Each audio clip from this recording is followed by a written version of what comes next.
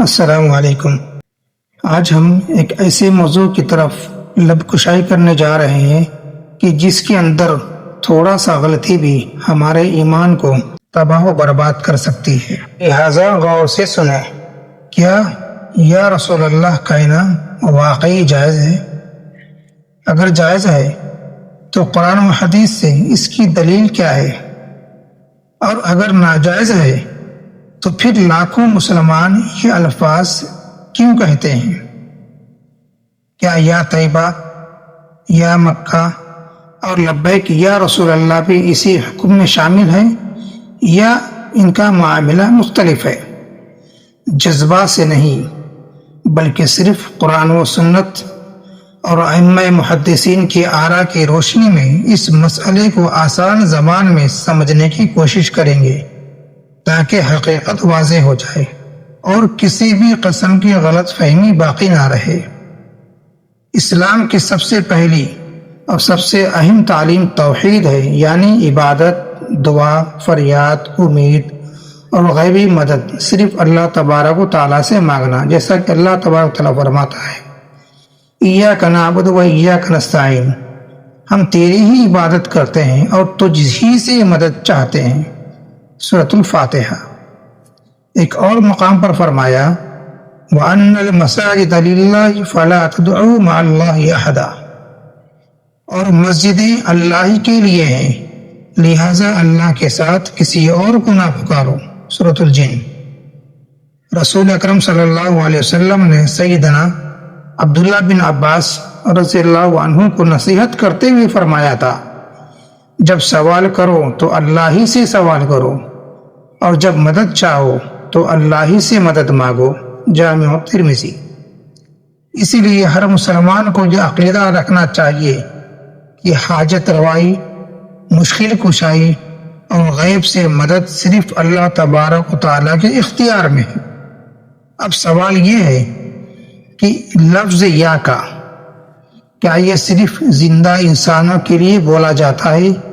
یعنی جو عربی میں یا کا لفظ ہے کیا وہ صرف زندہ انسانوں کے لیے بولا جاتا ہے؟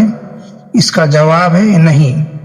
عربی زبان میں یا حرف ندا ہے، یعنی پکارنا، یعنی آواز دینا، جو صرف زندہ انسان کو پکارنے کے لیے مخصوص نہیں ہے بلکہ خطاب، اظہار محبت، حسرت اور افسوس کے لیے بھی استعمال ہوتا ہے، جیسا کہ قرآن مجید میں اللہ تبارک و تعالیٰ فرماتا ہے یا حسرۃ علی ما فرطت فی جنب اللہ، ہے افسوس میں نے اللہ کے حق میں کتنی ہی کوتاہی کی، سورۃ الزمر۔ اور حضرت سارہ علیہ السلام کے قول کو نقل کرتے ہوئے فرمایا یا ویلتا اعلد وانا عجوز وہذا بعلی شیخا، ہے میری بربادی، کیا میں اس بڑھاپے میں بچہ جنوں گی، سورہ ہود۔ یہاں لفظ یا کسی زندہ شخص کو نہیں بلکہ اظہار حسرت اور تعجب کے لیے استعمال ہوا ہے۔ اسی وجہ سے اگر کوئی شخص محبت اور شوق میں کہے یا مکہ یا طیبہ، یعنی اے مکہ، اے طیبہ، کب تیری زیارت نصیب ہوگی، تو یہ دعا یا عبادت نہیں بلکہ محبت اور اشتیاق کا اظہار ہے۔ اس لیے اہل علم نے اس میں اصلاً کوئی قباحت نہیں دیکھی، اس کو جائز ٹھہرایا۔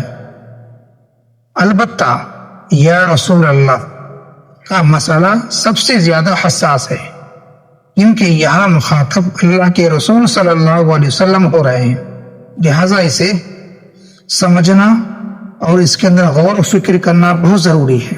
اس لیے اگر کوئی شخص یہ عقیدہ رکھ کر یا رسول اللہ میری مدد کریں گے، میری بیماری دور کر دیں گے، میری اولاد دیں گے، میری مشکل کشا حل کر دیں گے، میری فریاد سن لیں گے، تو یہ جائز نہیں، کیونکہ دعا اور غیبی مدد صرف اللہ سے مانگی جاتی ہے، جیسا کہ اللہ تبارک و تعالیٰ فرماتا ہے وَلَا تَدْعُ مِن دُونِ اللَّهِ مَا لَا يَنفَعُكَ وَلَا يَضُرُّكَ، اللہ کے سوا انہیں نہ پکارو جو نہ تمہیں نفع دے سکتے ہیں اور نہ نقصان، سورہ یونس۔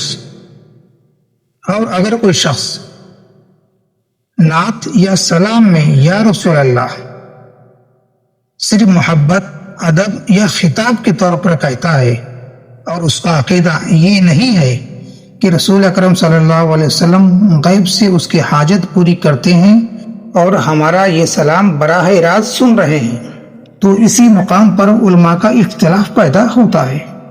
شیخ الاسلام امام ابن تیمیہ، امام ابن القیم، شیخ عبدالعزیز بن باز، شیخ محمد صالح ابن عثیمین اور شیخ ناصر الدین البانی رحمہ اللہ وغیرہ نے اس بات پر زور دیا ہے کہ ایسے الفاظ سے اجتناب بہتر ہے، کیونکہ عوام ان الفاظ سے استغاثہ یعنی مدد، حاجت روا اور غیبی مدد کا مفہوم لے سکتے ہیں، جبکہ شریعت نے دعا اور فریاد صرف اللہ کے لیے خاص کیا ہے۔ دوسری طرف امام نووی، قاضی ایاز، تاج الدین سبکی رحمہ اللہ اور بعض دیگر شافعی علماء وغیرہ نے یہ رائے دی ہے کہ اگر یا رسول اللہ صرف محبت، سلام یا ادبی خطاب کے طور پر کہا جائے اور اس میں عبادت یا غیبی مدد کا عقیدہ شامل نہ ہو تو اس کی گنجائش ہے۔ اسی طرح لبیک یا رسول اللہ کا مطلب بھی سمجھنا بہت ضروری ہے۔ لفظ لبیک کے معنی ہیں میں حاضر ہوں، میں آپ کی اطاعت کے لیے تیار ہوں۔ اگر اس سے مراد رسول اکرم صلی اللہ علیہ وسلم کی سنت پر عمل کرنے کا عزم ہو تو بعض علماء نے اسے جائز قرار دیا ہے، لیکن اگر اس سے مراد یہ ہو کہ رسول اکرم صلی اللہ علیہ وسلم ہر جگہ ہماری آواز سن رہے ہیں یا ہم ان سے غیب میں مدد مانگ رہے ہیں تو یہ ناجائز اور صحیح عقیدے کے خلاف ہے۔ صحابہ کرام رضی اللہ عنہم اجمعین کا عمل ہمارے لیے بہترین نمونہ ہے۔ رسول صلی اللہ علیہ وسلم کی وفات کے بعد جب مدینہ میں قحط سالی پڑا تو حضرت عمر بن خطاب رضی اللہ عنہ نے رسول اکرم صلی اللہ علیہ وسلم کو پکارنے کے بجائے حضرت عباس سے دعا کروائی اور اللہ تبارک و تعالیٰ سے بارش کی دعا مانگی۔ صحیح البخاری۔ اس حدیث سے پتہ چلتا ہے کہ دعا اور فریاد صرف اللہ تبارک و تعالیٰ سے کی جاتی ہے۔ ان تمام دلائل پر غور کرنے سے معلوم ہوتا ہے کہ ایسے الفاظ کے استعمال سے غلط عقیدہ پیدا ہونے کا یا شرک تک پہنچنے کا اندیشہ ہے۔ اس لیے ایک مسلمان کے لیے سب سے زیادہ محفوظ راستہ یہی ہے کہ وہ ایسے الفاظ سے پرہیز کرے جن میں شبہ پیدا ہو، کیونکہ ایمان کی حفاظت سب سے اہم چیز ہے۔ لہٰذا ہر مسلمان کو چاہیے کہ وہ اپنے عقیدے کو قرآن و سنت کے مطابق خالص رکھے، دعا صرف اللہ سے مانگے، رسول صلی اللہ علیہ وسلم سے سچی محبت کرے، آپ پر کثرت سے درود بھیجے اور آپ کی سنت کو اپنی زندگی کا حصہ بنائے، کیونکہ یہی محبت رسول کا سب سے بہترین اور ثابت شدہ طریقہ ہے۔ ویڈیو پسند آئی ہو تو ویڈیو کو لائک کریں، سبسکرائب کریں اور شیئر کرنا نہ بھولیں۔